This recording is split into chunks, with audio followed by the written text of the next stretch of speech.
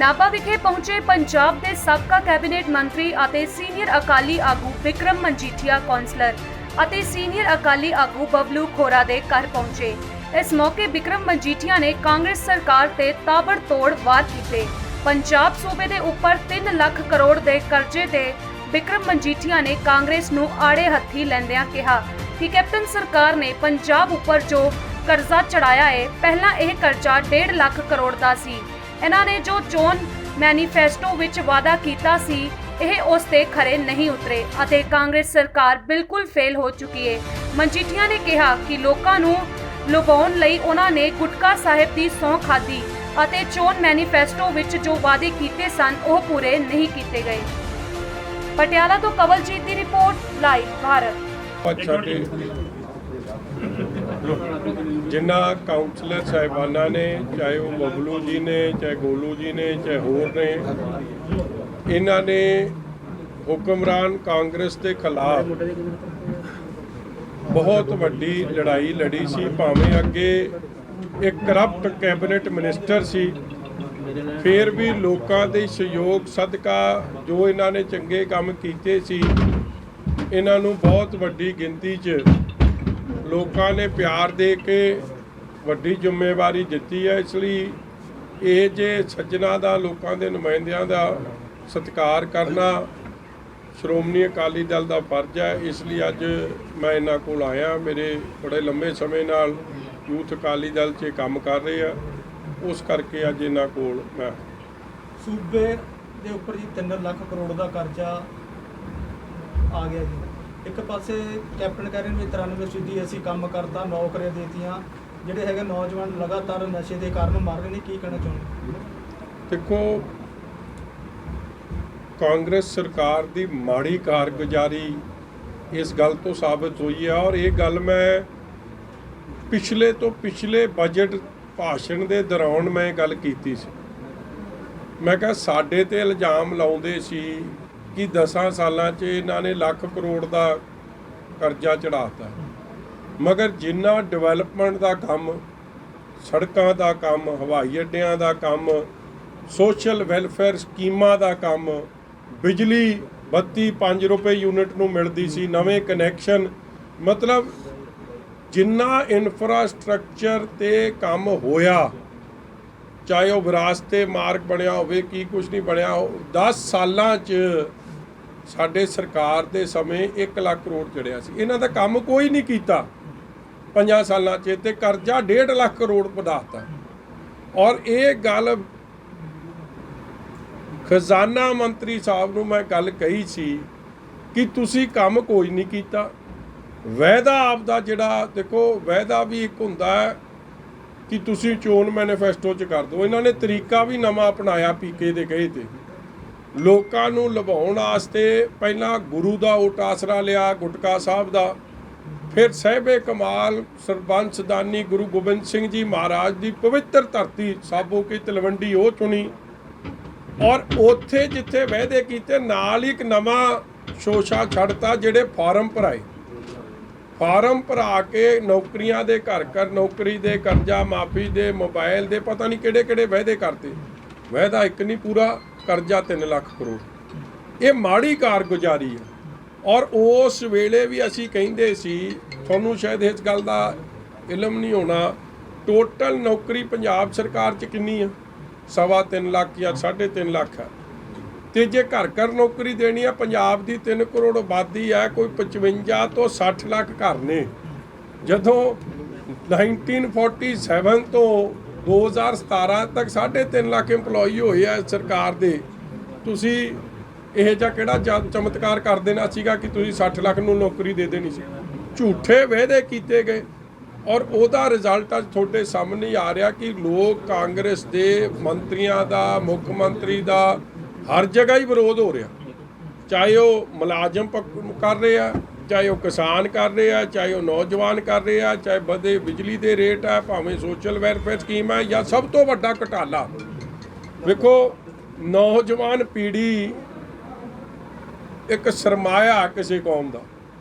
ਔਰ ਐਸਸੀ ਭਾਈਚਾਰਾ, ਦਲਿਤ ਭਾਈਚਾਰਾ, ਜਿਹਦੇ ਲਈ ਸਕਾਲਰਸ਼ਿਪ ਸਕੀਮ ਸ਼ੁਰੂ ਕੀਤੀ ਸੀ ਕਿ ਇਹ ਬੱਚੇ ਪੜ੍ਹ ਲਿਖ ਜਾਣ, ਦੇਸ਼ ਦੀ ਡਿਵੈਲਪਮੈਂਟ 'ਚ, ਪੰਜਾਬ ਦੀ ਡਿਵੈਲਪਮੈਂਟ 'ਚ ਵੱਡਾ ਯੋਗਦਾਨ ਪਾਉਣ। 8 ਲੱਖ ਬੱਚਿਆਂ ਦਾ ਭਵਿੱਖ ਮਾਰਿਆ।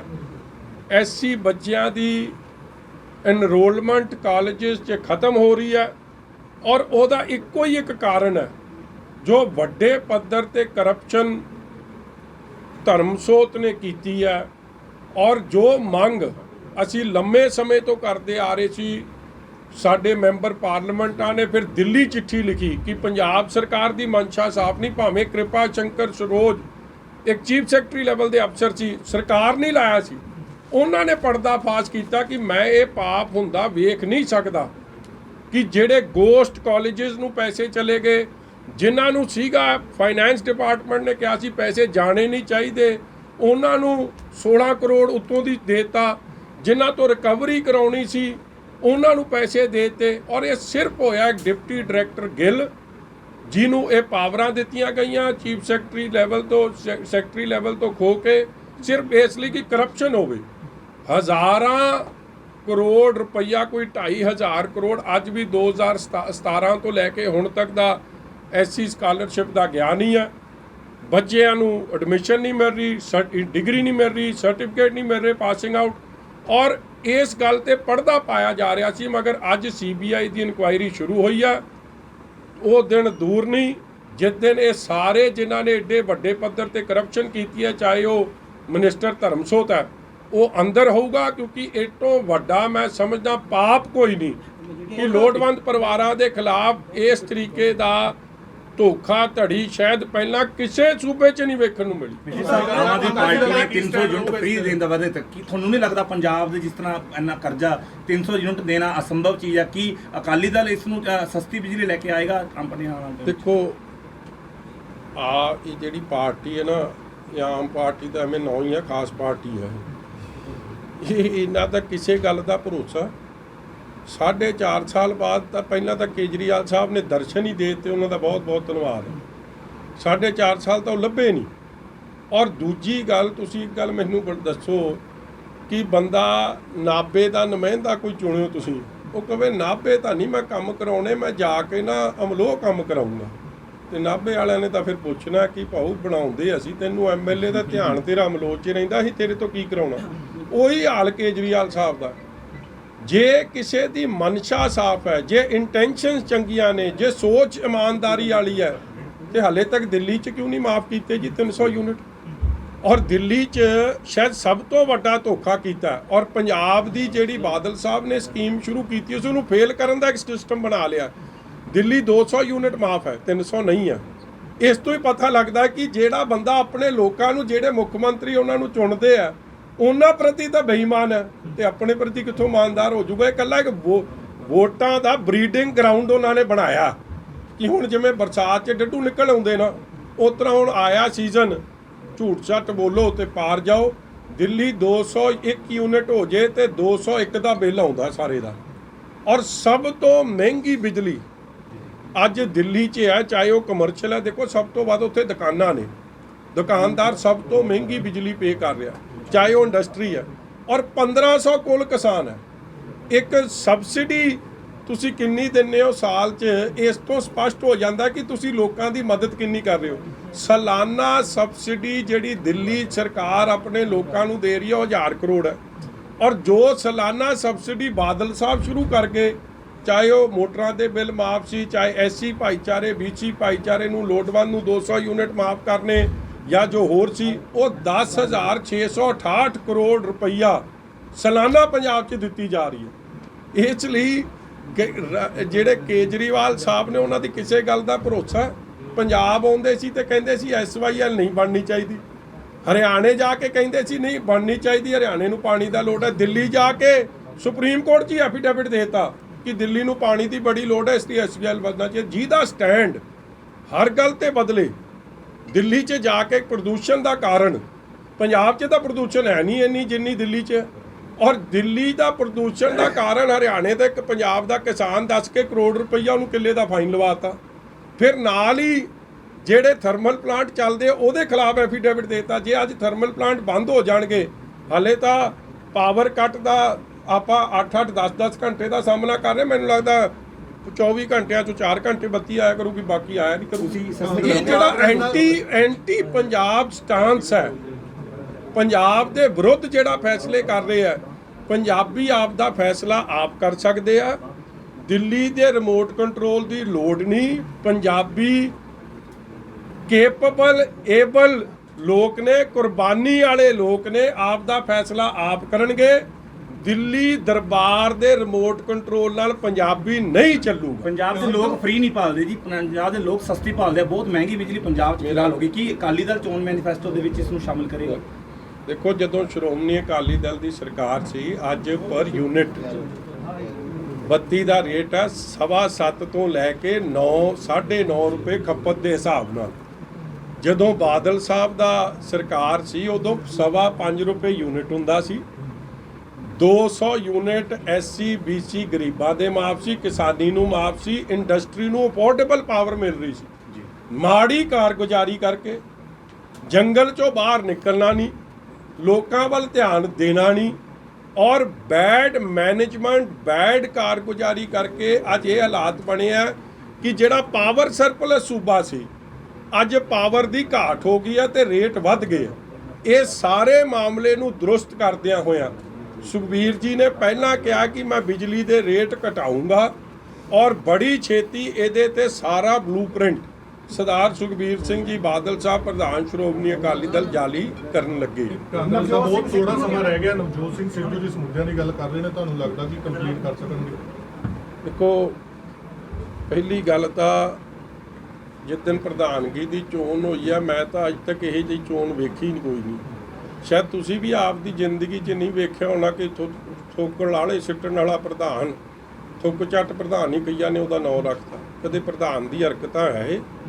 ਦੇਖੋ, ਪ੍ਰਧਾਨ ਬੜੀ ਸਹਿਬੇ ਨਸੀਬ ਪੋਸਟ ਹੈ, ਬੜੀ ਜ਼ਿੰਮੇਵਾਰੀ ਵਾਲੀ ਪੋਸਟ ਹੈ।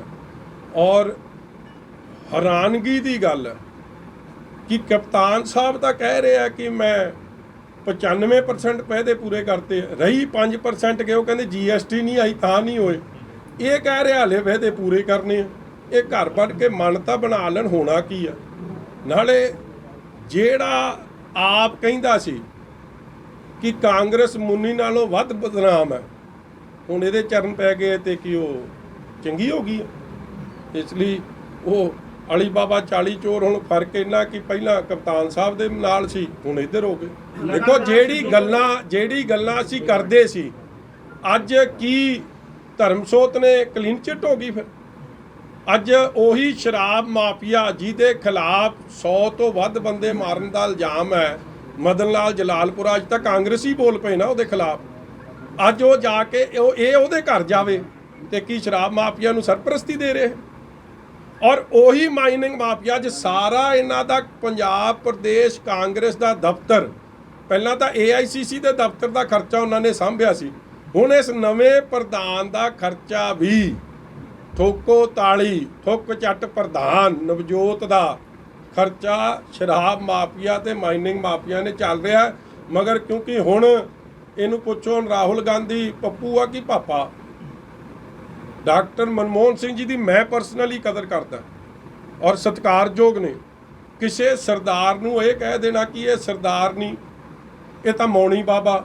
ਹੁਣ ਮੈਂ ਉਹਨੂੰ ਪੁੱਛਣਾ ਚਾਹੁੰਦਾ, ਉਹਨੇ ਸਰਦਾਰ ਹੈ ਤੇ ਅਸਰਦਾਰ ਹੈ ਕਿ ਨਹੀਂ ਹੈ ਹੁਣ।